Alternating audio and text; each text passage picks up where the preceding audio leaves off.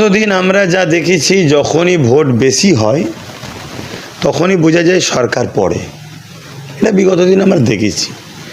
সেই জায়গায় আমরা আশা রাখবো বিজেপির থেকেও ভোট এবারে সরে গেছে। আর শাসকের এত ভোট যখন পড়ছে তার মানে শাসক বিরোধী হচ্ছে। আশা রাখবো বাকি আরও যারা আছে, আইএসএফ বলুন, বাম বলুন, কংগ্রেস বলুন, এই তিনটে মিলেও যদি একটা সরকার তৈরি হয়ে যায় তাহলে সেটা আরও ভালো হবে।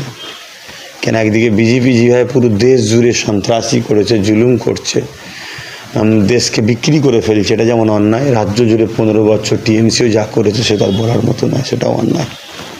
এই যে অনেকে বলছে যে স্বাধীনতার পর ভাঙড়ে নাকি শান্তিপূর্ণ নির্বাচন হলো, ফলাফল কি? দেখুন, ভাঙড়ের রিপোর্ট আমিও যেটা শুনলাম, খুব ভালোভাবে ভোট হয়েছে। তারা কোনোভাবে জুলুম অত্যাচার হয়নি। কিন্তু রিসেন্ট গতকাল থেকে শুনছি আবার নাকি টিএমসির কিছু ছেলেদের নিজেদেরই দোকান টোকান পুড়িয়ে দিয়ে আইএসএফের নামে দোষ দিচ্ছে বা হুমকি চুমকি দিচ্ছে। এমনও বলছে আমরা জিতলেও মারবো, হারলেও মারবো, যেমন বিগত দিন হারার পরেও মেরেছে। এরা হুমকি চুমকি দিচ্ছে। তবে আমি মনে হয়, আমি সবাইকে বলেছি যে দেখো, কেউ যদি প্রতিশোধ নেয়, তুমি প্রতিশোধ নিয়ে তোমরা তো সমাজ পরিবর্তন করতেছো, তাহলে সেটা যেন নষ্ট না হয়। তো এরা যা হুমকি চুমকি দিচ্ছে, আমার কতটা ব্যালেন্স থাকবে এটা বোঝার বিষয়। আর ভাঙড়ে এই যে ভোটটা হয়েছে, সবাই তো বলছে এরকম ভোট কখনো হয় না। আমি তো দেখেছি ধরুন 21-এ তখনও যেভাবে অশান্তি হয়েছিল, এবং ভোটের পরবর্তীতে আইএসএফ জিতার পরেও টিএমসির লোকের আইএসএফের লোকেদের উপর যেভাবে জুলুম করেছে, এমনকি জিতা এমএলএকে পর্যন্ত ঢুকতে দেয়নি। তবে এবারে আইএসএফের যেটা রিপোর্ট পাওয়া যাচ্ছে, পরিস্থিতি কিন্তু অনেক ভালো, অনেক ভালো। এমনও হয়ে যেতে পারে 30টা জায়গায় সিট দিয়েছে, এমন কিছু ঘটনা ঘটেও যেতে পারে। তাই আমি আইএসএফের আপনাদের চ্যানেলের মাধ্যমে বলবো, যারা আইএসএফের ক্যান্ডিডেট, যারা এজেন্ট করবেন, সেইভাবে বলে এজেন্ট তৈরি করুন, শেষ পর্যন্ত থাকতে হবে। হয়তো আপনি ভাবতে পারছেন না, দেখা যাবে আপনিও জিতে গেছেন। কেন, যেভাবে মানুষ বাইরে থেকে এসেছে, ভোট দিয়েছে, আর যেভাবে ভোটের পোলিং বেড়েছে, মানে এবারে 90, 92, 95%, কোনো জায়গায় 98%ও হয়েছে। এটা কিন্তু একটা বিরাট ব্যাপার আছে। আর নওশাদ সিদ্দিকীর ফেজ এখন সারা ভারতে, যারা বাইরে থাকে তারাও কিন্তু দেখেছে সব নওশাদ সিদ্দিকী কী করছে। যেভাবে পর্যায়ী শ্রমিকদের ওপরে অত্যাচার হয়েছিল, তখন না শাসক সাথ দিয়েছিল আর বিজেপি তো অত্যাচার করেছে। তাই সেই জায়গায় নওশাদ সিদ্দিকী সেটা একজন হয়ে লড়াই করেছে। তার পিছনে যদি আরও 15, 20, 30টা হয়, তাহলে আরও লড়াই করতে পারবে।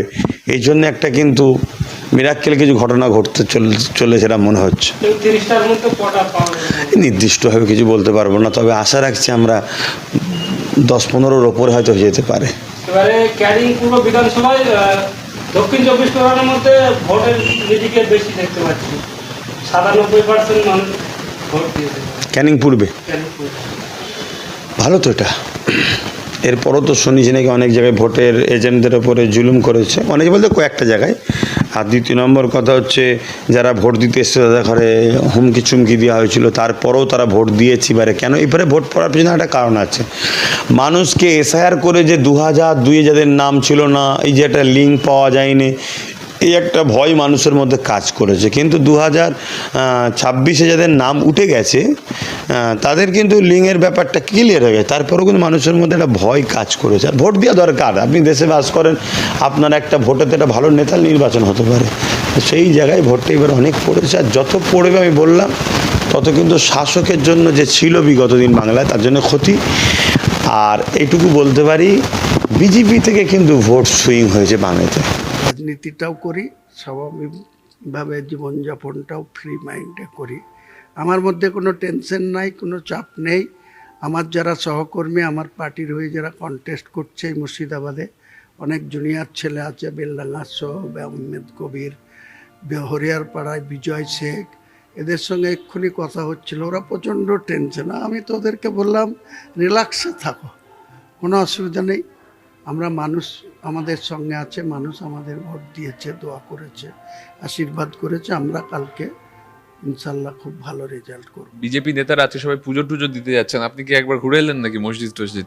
না, আমি অনেক আগে আজমির শরীফ গেছিলাম, ভোট ডিক্লেয়ার হওয়ার পরেই মার্চ মাসেই আজমির শরীফ গেছিলাম। 28-এ না 29-এ মার্চ একদিনের ছিলাম।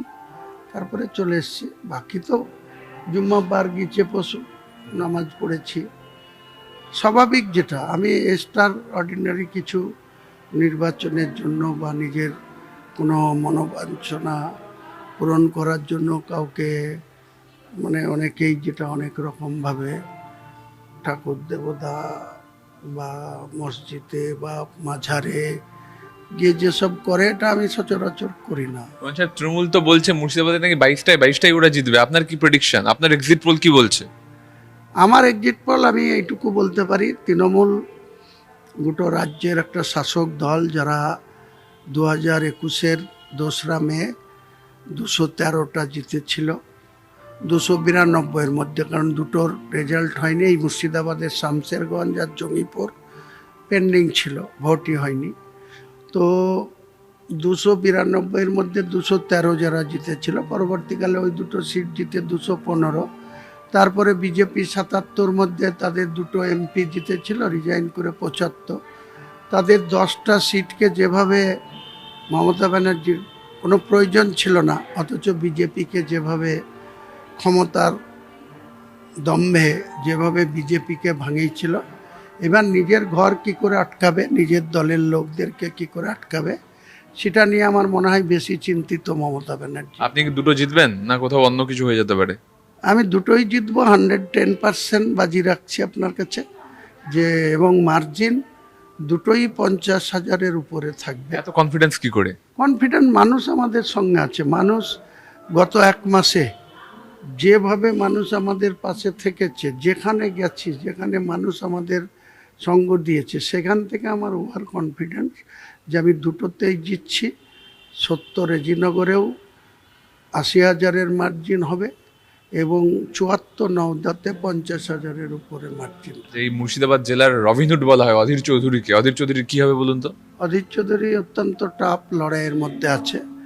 আমাকে যদি বলেন প্রেডিকশন করতে, তাহলে দাদার খারাপ লাগলেও আমি আজকের দিনে যে প্রেডিকশন, আপনাকে এখনো আর 24 ঘন্টাও সময় নেই, কারণ কালকে সকাল 10টার মধ্যেই 8টার মধ্যে ইডি ভোট শুরু হবে, তারপরে 9টার মধ্যে মূল যে ইভিএম মেশিন খোলা হবে। তার মানে 10:30 11টার মধ্যে মানে কি ট্রেন্ড সেটা সবার কাছে চলে আসবে। তো আমি আপনাকে প্রেডিকশন করছি যে দাদা, আমার খারাপ লাগছে বলতে, তবুও বলছি, যেখানে লাস্ট মুহূর্তে বহরমপুরের সচেতন নাগরিক, বুদ্ধিজীবী মানুষ, তারা ভেবে নিয়েছে যে 2021-এ বিজেপিকে ভোট দিয়েছিলাম, তারা 77-তে আটকে গেছিল।